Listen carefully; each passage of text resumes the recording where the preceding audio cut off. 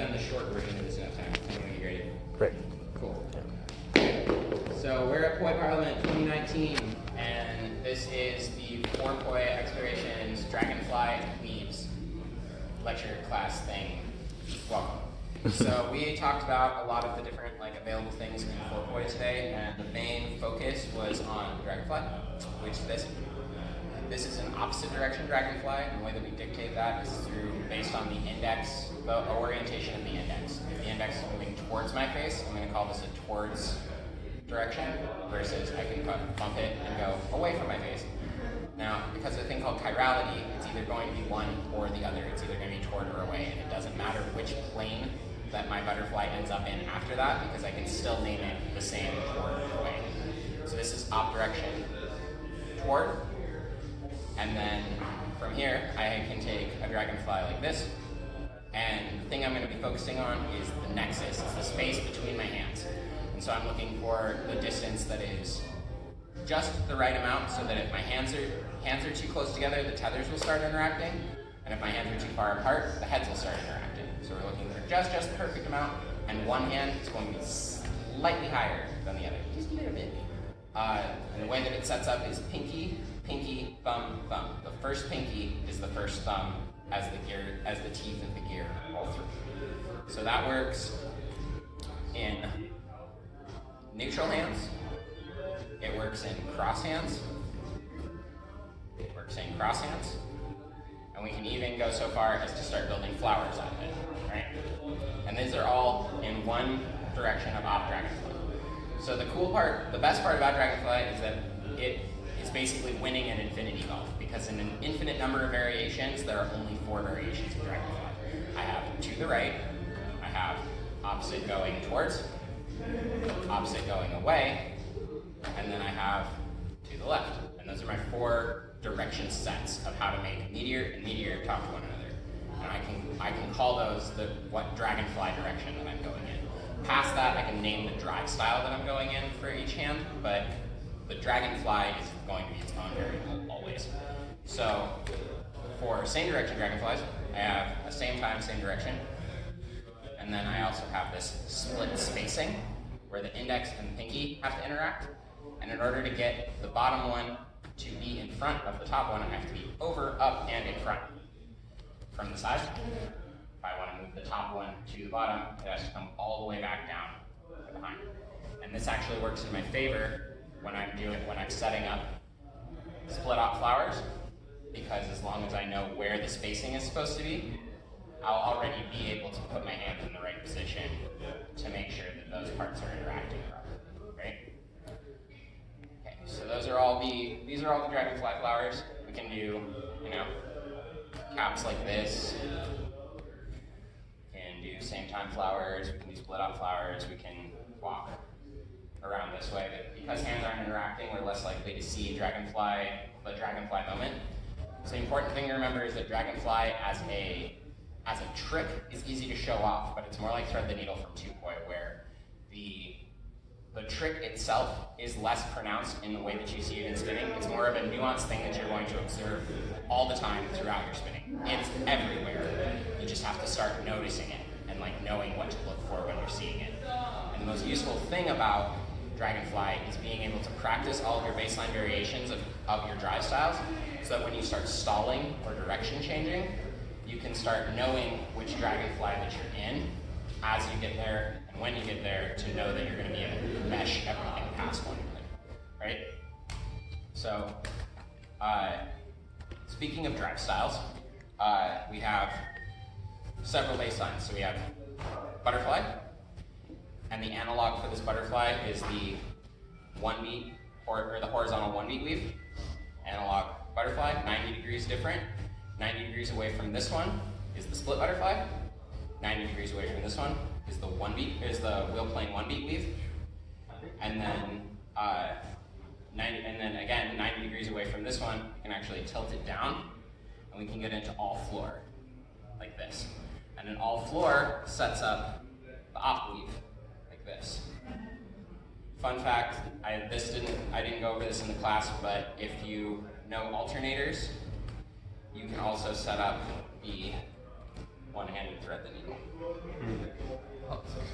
Which is dorky, ridiculous, cool, awesome, haven't figured out where it goes yet, but goddamn it, is it awesome. I know that this also exists in vertical, I just can't do it yet. So this is the one-handed thread the needle. Okay. And then continuing off of drive styles, all of those are from the same static position. I can literally just work my way through all of these static positions. And what gets really cool about that, again, didn't go over this in class, but we're recapping now because it's way easier to do this way, is that if I have my butterfly here, or dragonfly here, I can rotate and bend the dragonfly into a one-beat weave dragonfly, and then I can pulse it, and now I'm going to split dragonfly. And I can use the split dragonfly to run all of my flowers again. Yay! Damn. Same rules apply. Everything about the direction is still the same. So I can plane bend, I can shift, I can change, I can do 4 different planes at once in any given moment of dragonfly. It doesn't matter, because the direction of dragonfly is right. Ta-da! Nice. So, continuing on drive styles, we also have the familiar gunslinger, or weave, and then we also have U-mode. And U-mode is like the same time, same direction, and you'll be familiar with Alexander Nichowski or Chris Rovo's, Chris Bedington-Bailey's work, using weaves this way. And we talked about how a forward weave over here is thumb-led on this side of my body, but if I want to get it to the other side of my body, I actually have to switch to pinky-led. And when I'm over here in pinky-led, if I want to continue back around, I have to get back into the thumb-led again. And being able to observe the direction that your thumb and pinky swoop together as you move from one side to the other is going to help set up why different tricks work the way that they do. Try everything. I don't have specifics as to why certain things work the way that they do, except one, which is that if I want to take a butterfly from the front side of my body to the back side of my body, the reverse of this butterfly isn't switching the direction of the butterfly as much as it is that I get back here and I'm in pinky lead.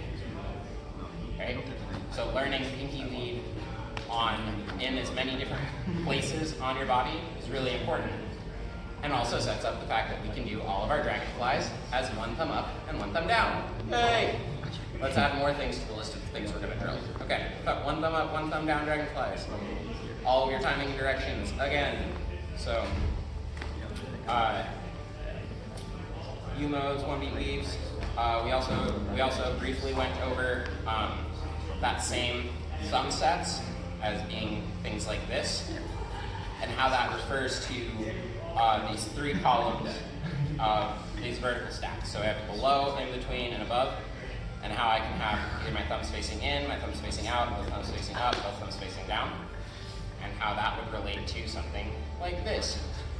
And being able to calculate or keep track of where my dragonfly moments are. How am I going to pass things by each other? How am I going to stack things? Because if I can do this as a one-beat weave and horizontal this way, I can also add a little extra intention and keep doing things this way. Fun fact for the crowd, this is a real thread the needle 4-point. Oh shit. Because we're actually getting... And you're threading in the floor plane and the wall plane. Yep. Wow. That's crazy. Cool. So that's the thing. And then continuing on that thought process of the orientation of thumb and pinky having a thing to do with things. Back in U-mode, if I'm here and I'm both in thumb lead, if I want to start a crosser, then I need both of my thumbs to be up when I get here.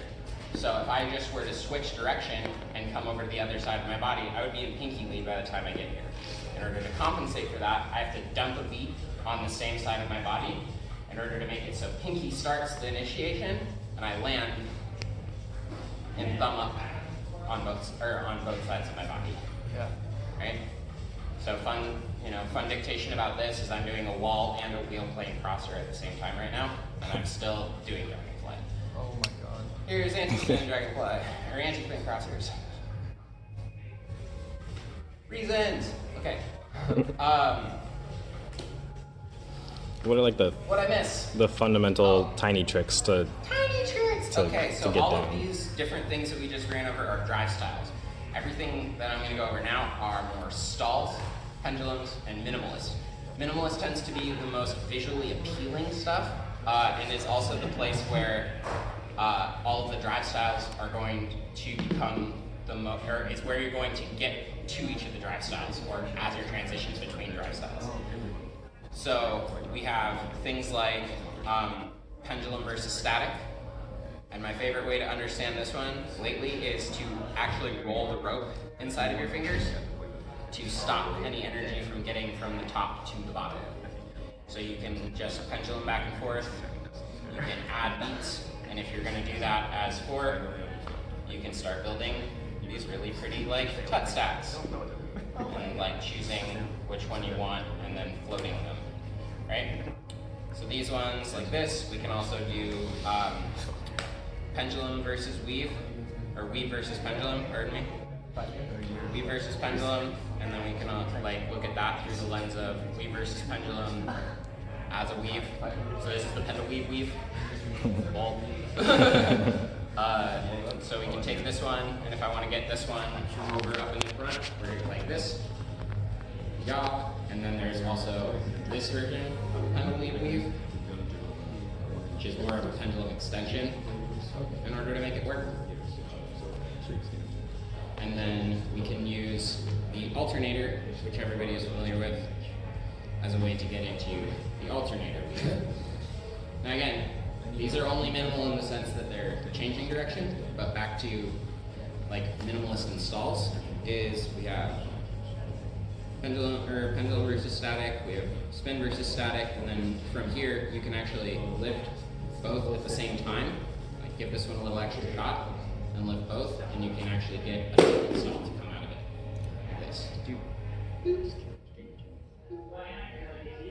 And the more that you twist your hand in relation to the whole shape as it's happening, the more likely your patterns or your stalls are going to turn out nicely. So the same up energy twist that you're going to use to neutralize it, you can use on the down twist.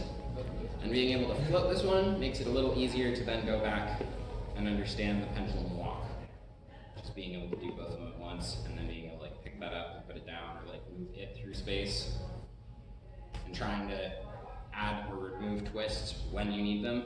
Minimalize everything. Don't over twist stuff if you can help it, but also don't be afraid to like get an extra twist in there when you need it. Minimal stuff.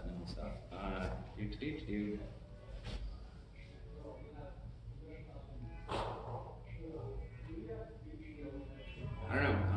Anything else? Split butterfly, and then as the top one is going down is when I can shoot and get the wall, or like what would be the up-down stall.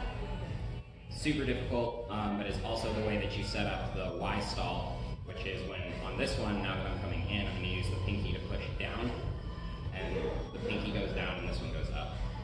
Y stall would come out like this, but for a 4.90 degree stall, I would want the same thing where I'm like pinning down and getting this one to swing out at the same time that I'm getting the 90 degree over here opposite of it. Can't do it, so we're not going to go there. Anything else? Anybody requests, questions, thoughts, prop? Cool. It's a lot of information. Videos that one thing. Thank you all. 2019.